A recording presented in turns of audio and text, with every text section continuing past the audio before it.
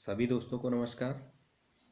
आज के वीडियो में हम बीएड पाठ्यक्रम के एक महत्वपूर्ण टॉपिक एक्शन रिसर्च की चर्चा करने जा रहे हैं और इस वीडियो को सुनने के बाद, देखने के बाद आप लोग ये समझ पाएंगे कि एक्शन रिसर्च क्या है तथा किस प्रकार से हम शिक्षण अधिगम प्रक्रिया की जो समस्याएं हैं और विद्यालय में हमारे सामने दिन प्रतिदिन जो भी समस्याएं आती हैं उन समस्याओं का हम कैसे समाधान कर सकते हैं। आप सभी लोग जानते हैं कि शिक्षा एक व्यापक प्रक्रिया है।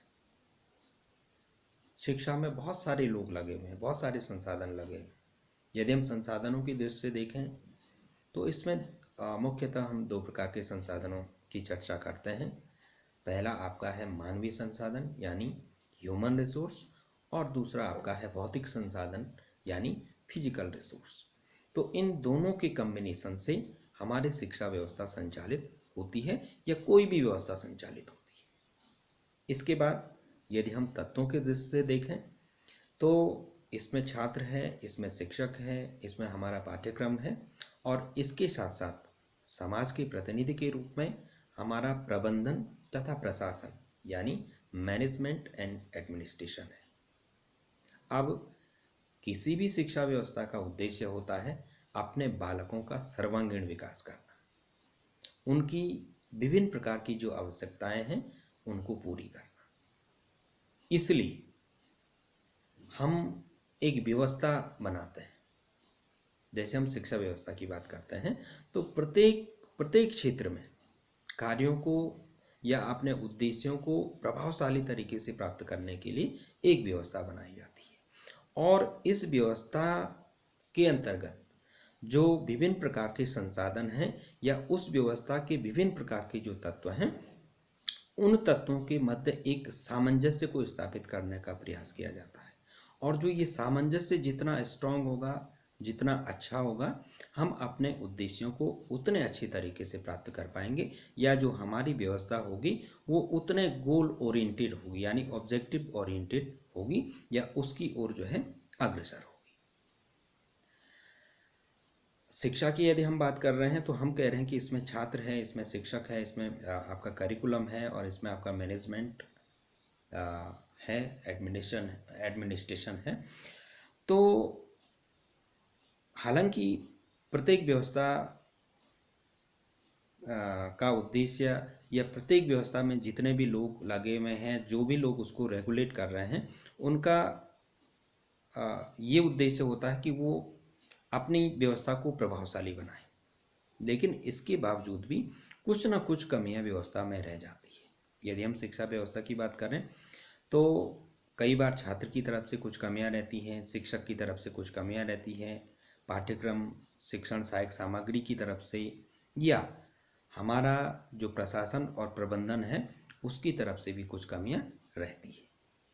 अब यदि हम इन कमियों का समय रहते समाधान नहीं करेंगे तो हमारी शिक्षा व्यवस्था डिस्टर्ब हो जाएगी या अपने उद्देश्यों को प्रभावशाली तरीके से प्राप्त नहीं कर पाएगी। हम ऐसा तो नहीं कह सकते हैं कि हम एक साथ सारी समस्याओं को खत्म कर देंगे, लेकिन यदि हम समस्याओं का समाधान नहीं करेंगे और समस्याओं के साथ ही लगातार आगे बढ़ते रहेंगे तो एक टाइम बाद हमारी जो व्यवस्था है वो फेल हो जाएगी। इसके लिए हमें लगातार अपनी व्यवस्था से संबंधित जो समस्याएं हैं उनका समाधान करते रहना होता है। अब जैसे कि हम बात कर रहे हैं एक्शन रिसर्च की, तो एक्शन रिसर्च में क्या होता है कि जो हमारे विद्यालय की दिन प्रतिदिन की समस्याएं हैं वो किसी से भी जुड़ी हुई, वो छात्र से जुड़ी हुई है, वो अध्यापक से जुड़ी हुई है, प्राचार्य और शिक्षकों का कोऑर्डिनेशन नहीं बैठ पा रहा है या मैनेजमेंट और जो है जो रेस्ट ऑफ दी जो उसमें कर्मचारी हैं उनका कोऑर्डिनेशन नहीं बैठ पा रहा है, तो ऐसी कुछ समस्याएं हमारी हो सकती है। या पाठ्यक्रम में कुछ ऐसे तत्व हैं जो समस्याएं लगातार पैदा कर रहे हैं, तो हम उन समस्याओं को जो है क्रियात्मक अनुसंधान के द्वारा क्या करते हैं, सॉल्व करने का प्रयास करते हैं या सॉर्ट आउट करने का प्रयास करते हैं। अब जैसे अनुसंधान की बात आ रही है तो सामान्यतः अनुसंधान में क्या होता है, जो आपका मौलिक अनुसंधान होता है, मौलिक अनुसंधान में हम नवीन सिद्धांतों और नवीन तथ्य और ज्ञान की खोज, जो ज्ञान होता है उसकी खोज करने का प्रयास करते हैं। लेकिन जो हमारा क्रियात्मक अनुसंधान है, क्रियात्मक अनुसंधान एक व्यवहारिक प्रकार का अनुसंधान है। इसमें हम कोई नए नियम या नए सिद्धांतों का प्रतिपादन नहीं करते, बल्कि शिक्षण प्रक्रिया से संबंधित जो समस्याएं हैं उन समस्याओं का हम समाधान करने का क्या करते हैं, प्रयास करते हैं। तो इस प्रकार से हम देखें तो जो मौलिक अनुसंधान होता है और जो क्रियात्मक अनुसंधान होता है उनमें बहुत ज़्यादा अंतर है।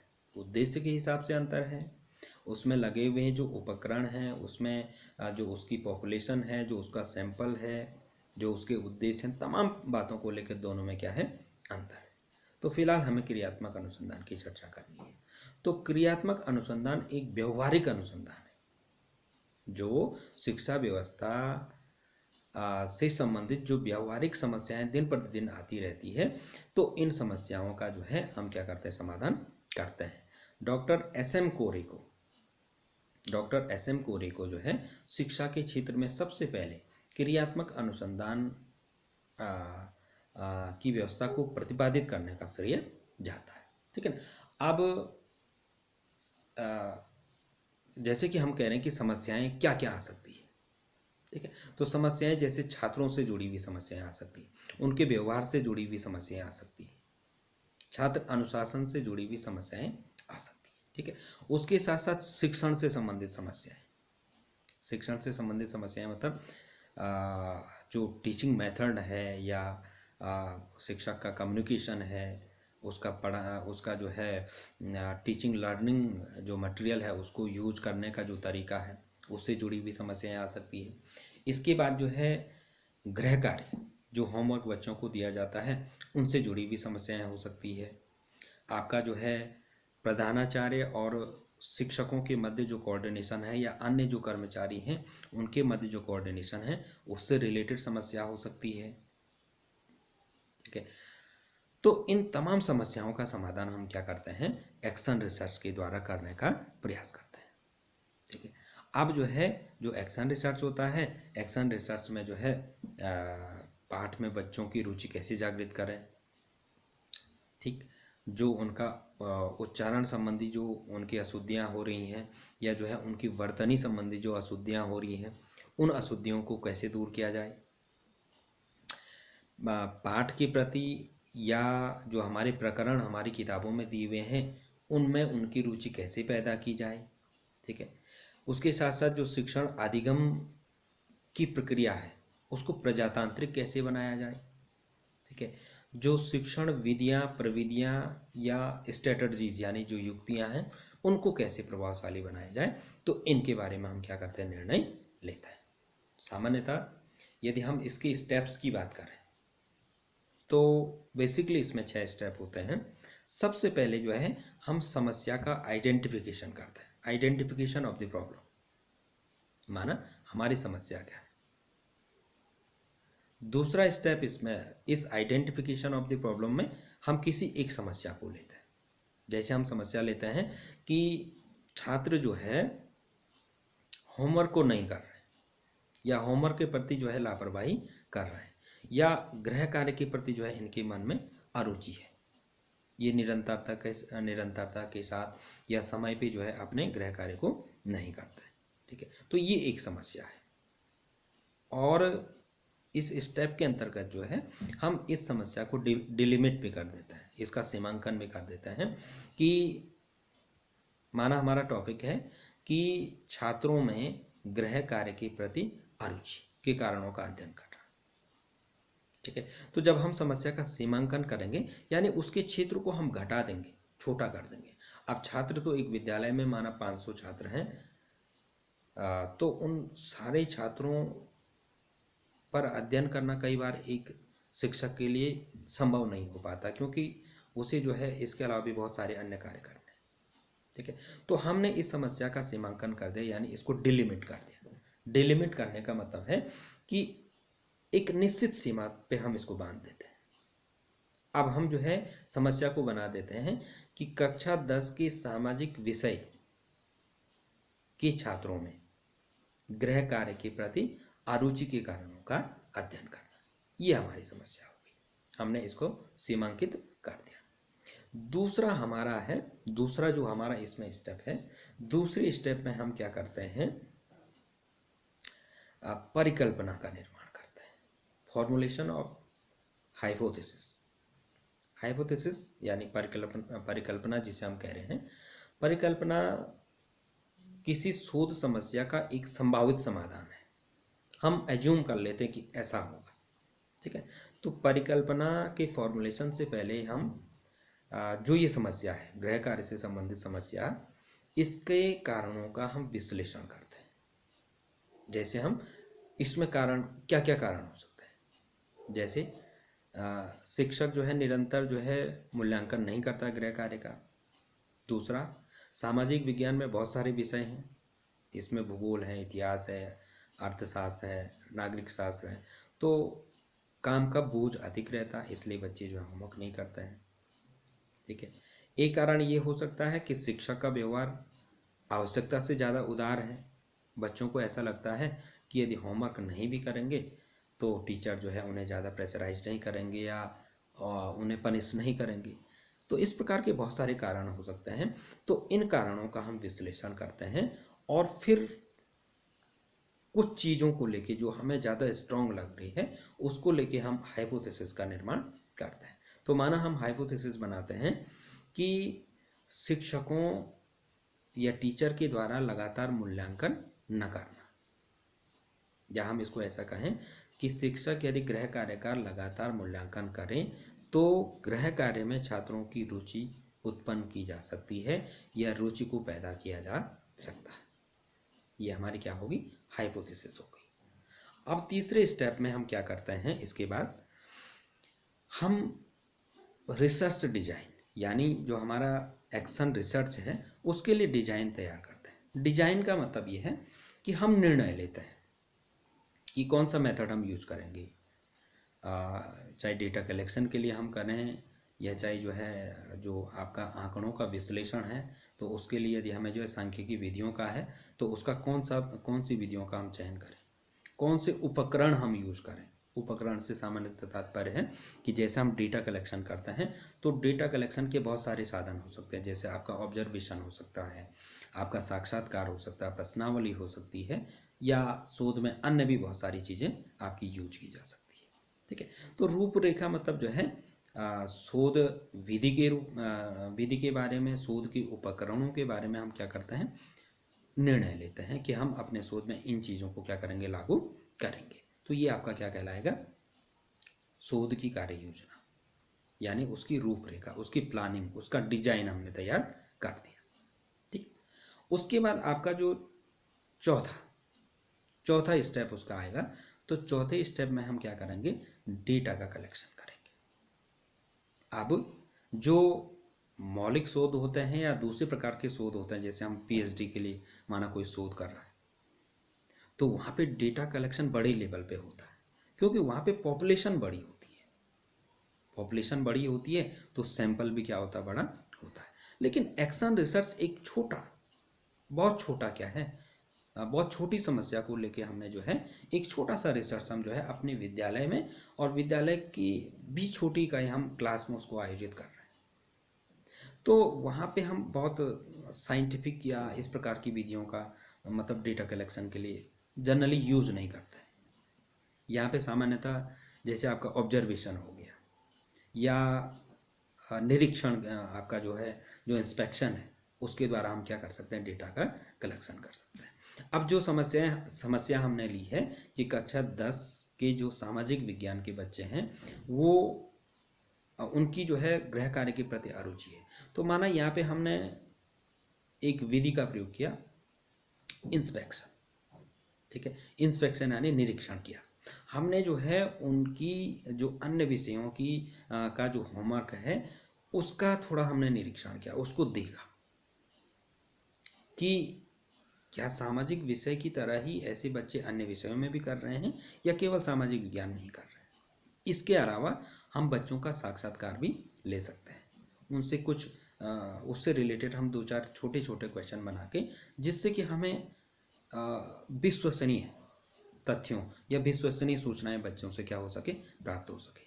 या हम कुछ जो है कुछ कारण, अरुचि के कुछ कारण बना सकते हैं, जैसे टीचर का जो है लगातार मूल्यांकन न करना, कार्य का अत्यधिक बोझ होना, जो उनका जो घर है वहाँ पे जो है कार्य करने की जो है उचित दशाएं ना होना। तो ऐसे हम कुछ क्या कर लेते हैं, कुछ पॉइंट्स निर्धारित कर लेते हैं और बच्चों को ये कहते हैं कि आप इनको प्राथमिकता दो।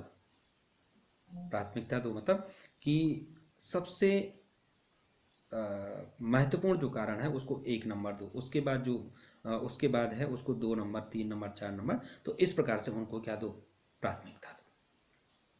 ठीक है, तो इस प्रकार से मतलब छोटी विधियों के माध्यम से जिसमें समय कम लगे और समय कम के साथ जो है हम विश्वसनीय और वस्तुनिष्ठ ऑब्जेक्टिव डेटास को हम जो है प्राप्त कर सकें, तो हम ऐसी विधियों का प्रयोग करते हैं। ठीक है, अब हमारे पास क्या होगी, डेटा कलेक्शन होगी। तो डेटा कलेक्शन जब हमारा हो जाता है तो आपका अगला जो 5वां स्टेप आता है इसमें, वो है आपका डेटा एनालिसिस या एनालिसिस ऑफ डेटा, यानी सूचनाओं का विश्लेषण करना, आंकड़ों का विश्लेषण करना। तो बच्चों ने जो सूचनाएं हमें दी, हम उसका टेबुलेशन करते हैं, उसको जो है अलग अलग उसका सारणीन हम कर सकते हैं अलग अलग टेबल में रख के, और सांख्यिकी विधियाँ जैसे आपका परसेंटाइल हो गया, काई स्क्वायर हो गया, या अन्य जो सांख्यिकी विधियां हैं जिनका प्रयोग जो है डेटा को एनालिसिस करने के लिए किया जाता है, उन विधियों का हम क्या करते हैं, प्रयोग करते हैं और डेटा को जो है डेटा का एनालिसिस करते हैं, विश्लेषण करते हैं। विश्लेषण मतलब जो सारी सूचनाएं हैं उन सूचनाओं को हम अलग अलग टुकड़ों में बांट करके, अलग अलग फ्रेगमेंट्स में जो है उनका हम क्या करते हैं, अध्ययन करते हैं। ठीक है, और अंतिम जो हमारा बिंदु हमारा जो स्टेप है, चरण है क्रियात्मक अनुसंधान का, वो है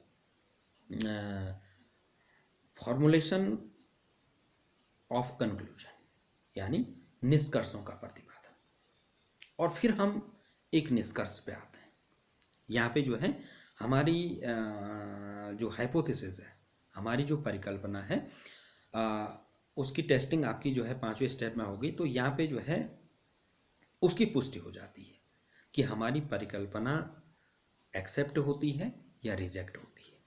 अर्थात यदि ऐसे आंकड़े आते हैं, यदि ऐसे निष्कर्ष निकलते हैं, माना हम परसेंटेज विधि का प्रयोग करते हैं डाटा एनालिसिस में, और माना जो है 100 में से 80% बच्चे इस वाले फेवर में हैं, इस वाले कारण के साथ हैं कि टीचर लगातार जो है गृह कार्य का मूल्यांकन नहीं करता है, तो इसका मतलब हमारी क्या होगी, हमारी जो है हाइपोथेसिस एक्सेप्ट हो गई, और इस कारण पे जो है अब हमारा निष्कर्ष निकल गया कि भाई जो है सबसे महत्वपूर्ण कारण ये है। हालांकि होमवर्क के प्रति अरुचि के जो है एक ही कारण नहीं हो सकता है, उसके बहुत सारे कारण हैं, लेकिन जो सबसे स्ट्रॉन्ग कारण है, उसके बाद जो है निष्कर्षों के बाद जो है हम उनको प्रायोरिटी के हिसाब से रख सकते हैं। ठीक है, तो हमने निष्कर्ष निकाल दिया। सबसे महत्वपूर्ण जो काम हमें किस क्षेत्र में करना है कि हमें लगातार बच्चे का जो होमवर्क हम उसको देते हैं उसका मूल्यांकन करते रहना, उसको देखते रहना। दूसरा जो है हमें जो है माना जो है डेटा एनालिसिस के द्वारा दूसरा जो सबसे स्ट्रॉन्ग बिंदु आया है वो आया है कि जो हमारा होमवर्क है उसको थोड़ा कम दिया जाए, बच्चे की रुचि का काम दिया जाए, जिसमें उसको जो है बोझ न लगे। तो इस प्रकार से हम क्या करते हैं, निष्कर्षों का प्रतिपादन करते हैं। और जब हमारे सामने निष्कर्ष आ जाते हैं तो फिर हम उनका इम्प्लीमेंटेशन करते हैं। इम्प्लीमेंटेशन मतलब कि हम उनको लागू करते हैं कि अब हमारी जो ये समस्या है उस समस्या का समाधान करने में हम इस प्रकार से जो है ये जो हमारे निष्कर्ष इस रिसर्च के द्वारा आए हैं तो हम उनको लागू करके और अपनी प्रक्रिया में सुधार लाने का प्रयास करते हैं। ठीक, तो इस प्रकार से आपने देखा कि जो एक्शन रिसर्च है ये हमारी शिक्षण अधिगम से जुड़ी हुई जो व्यवहारिक समस्या है उन समस्याओं के समाधान का एक तरीका, और ये बहुत ही व्यवहारिक रिसर्च है। जो मौलिक रिसर्च होता है वो सैद्धांतिक होता है, जो फंडामेंटल रिसर्च होता है वो सैद्धांतिक होता है। मतलब जो है उसमें नए सिद्धांत, नए ज्ञान की बात हम करते हैं, लेकिन क्रियात्मक अनुसंधान में ऐसा नहीं होता। दूसरा, जो आपका मौलिक रिसर्च होता है वहाँ पे जो है, जैसे आप पीएचडी करेंगे तो आपको जो है कम से कम एक विषय में पोस्ट ग्रेजुएशन होना चाहिए, और आपको जो है उसका प्रशिक्षण लेना ज़रूरी है। आप रिसर्च के फील्ड में प्रशिक्षित होने चाहिए, तभी आप जो है फंडामेंटल टाइप्स के जो है रिसर्च को कंडक्ट कर सकते हैं। लेकिन यहाँ पे ऐसा ज़रूरी नहीं है। एक स्कूल का प्रधानाचार्य, एक किसी विषय का अध्यापक भी जो है ऐसा क्रियात्मक प्रकार के अनुसंधान को कंडक्ट कर सकता है। तो इस प्रकार से ये हमारा जो है आज का टॉपिक था, क्रियात्मक अनुसंधान। आशा है कि आपको जो है इस वीडियो के माध्यम से क्रियात्मक अनुसंधान को समझने में मदद मिलेगी। धन्यवाद।